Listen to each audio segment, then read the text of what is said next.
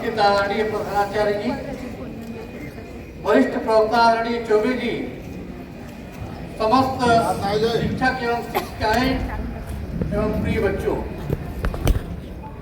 जैसा कि पहले ही चौबे जी ने बता दिया, आज 23 जनवरी और सुभाष चंद्र बोस का जो है आज जन्मदिन है। आज एक ऐसे नायक का जन्मदिन है जिनका जन्मदिन जो है वो पराक्रम दिवस के रूप में मनाया जाता है। पहली बात तो ये जानो, पहली लाइन ही बन गई आपके जीके की कि आज का दिवस किस रूप में मनाया जाता है? पराक्रम दिवस। पराक्रम दिवस के रूप में आज का दिन मनाया जाता है। थोड़ा सा आज का दिन किस लिए चर्चित है और किस महापुरुष के उपलक्ष्य में मनाया जाता है, निश्चित तौर पर पहले उनके बारे में कुछ बातें जान लिया जाए, नहीं तो न्याय नहीं हो पाएगा। सुभाष चंद्र बोस का जन्म जो है वो उड़ीसा प्रांत के कटक में हुआ था 23 जनवरी सन 1897 ईस्वी में। पिता का नाम जानकीनाथ बोस था। बंगाली हिंदू कायस्थ परिवार में इनका जन्म हुआ था और माता का नाम प्रभावती देवी था। पिताजी काफी जाने माने लायक थे और शुरुआती शिक्षा दीक्षा इनकी जो है वो वहीं कटक में ही हुई। फिर उसके बाद प्रेसिडेंटी जो है वो कॉलेज कलकत्ता में फिर इनका एडमिशन हुआ और वहां जब इनकी शिक्षा दीक्षा हुई तो बड़े ही इनके उग्र और राष्ट्रवादी विचारधारों से जो है वो तंग आकर के वहां से फिर उस कॉलेज से इनको निकाल दिया गया। लेकिन होनहार वीरवान के वोट की करें बात, नेता सुभाष चंद्र बोस बड़े ही होनहार थे और फिर उन्होंने वहीं के एक जो है वो चर्च में अपनी जो है अपनी शिक्षा दीक्षा पूरी की और फिर उसके बाद उनके पिताजी का ये बड़ी उम्मीद थी कि हम अपने बच्चे को IAS बनाएंगे और ठीक आज से 100 साल पहले की बात बता रहा हूँ। उसके बाद इंग्लैंड जो है इनको पिताजी ने इनको भेजा पढ़ने के लिए।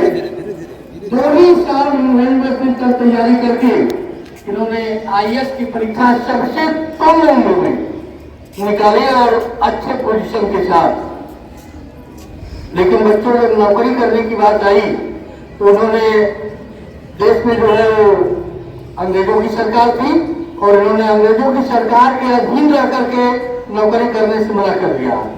कितना बड़ा त्याग था कि उन्होंने एक तो कम उम्र में जो है वो टॉप किए IAS की परीक्षा और नौकरी करने की बात आई तो अंग्रेजी सरकार के अधीन रह करके नौकरी करने से उन्होंने इनकार कर दिया। ऐसा ज्वलंत उदाहरण भी जो है वो ज्यादा कदा ही मिल पाता है। कहा जाता है कि इन्होंने अपनी योग्यता को सिद्ध किया और सिद्ध करके और फिर जो है वो अंग्रेजों के गुलाम रह करके अंग्रेजों के अधीन रह करके सेवा करने से इंकार कर दिया। ये तो यहाँ तक की बात नहीं। आजादी के समय में जो है वो फिर 1920 की बात 1920 में निकाले थे IAS की परीक्षा और जो समय हिटलर जो था जो जर्मनी का तानाशाह था उसके संपर्क में भी आए और हिटलर ने ही नेताजी की जो है वो पदवी से सम्मानित किया था। नेता शब्द का बच्चों सभी लोग लगा लेते हैं, तुम लोग जानते हो। नेता का मतलब समन्वित रूप से हर क्षेत्र में जो अगुवाई करने की क्षमता रखता हो, हर क्षेत्र में प्रत्येक क्षेत्र में।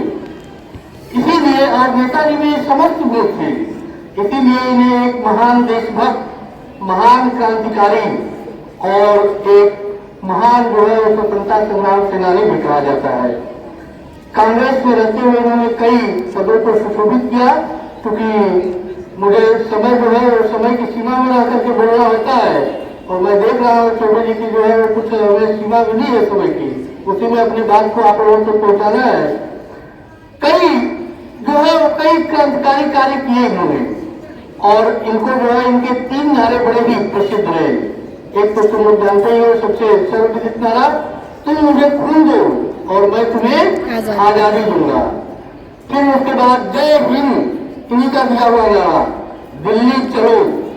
3 नारे इनके बड़े ही विख्यात हुए और तीनों नारे ये जो है आजादी के पथ प्रवर्तक के रूप में कार्य किए। दुख की बात है कि नेताजी का देहावसान जो है वो स्वतंत्रता मिलने के 3 साल पहले, मतलब 18 अगस्त 1944 को, 47 को आजादी मिलती है, लेकिन 18 अगस्त 1944 को एक विमान दुर्घटना में जल करके मृत्यु हो जाती है। और उससे भी बड़ा खेत की बात यह है कि इतने दिनों तक बीत गया और इतना महान जो है क्रांतिकारी हमारा सपूत शहीद हो गया, लेकिन उनके मरने की कोई जो है वो न किसी सरकारों ने रिस्क उठाया। कैसे क्या हुआ, ताइवान के हॉस्पिटल में इनकी मृत्यु हुई, लेकिन उससे भी सुखद बात यह है कि जो वर्तमान सरकार है इसने उनकी 100 गोपनीय फाइलों को जो है उजागर करने का कार्य किया है। और मुझे उम्मीद है कि सरकार के रहते नेताजी के मृत्यु से संबंधित जितने रहस्य हैं निश्चित खुलेंगे। इन्हीं चंद शब्दों के साथ मैं अपनी वाणी को विश्राम देते हुए मैं यही अपने भाषण को रोक रहा हूँ। जय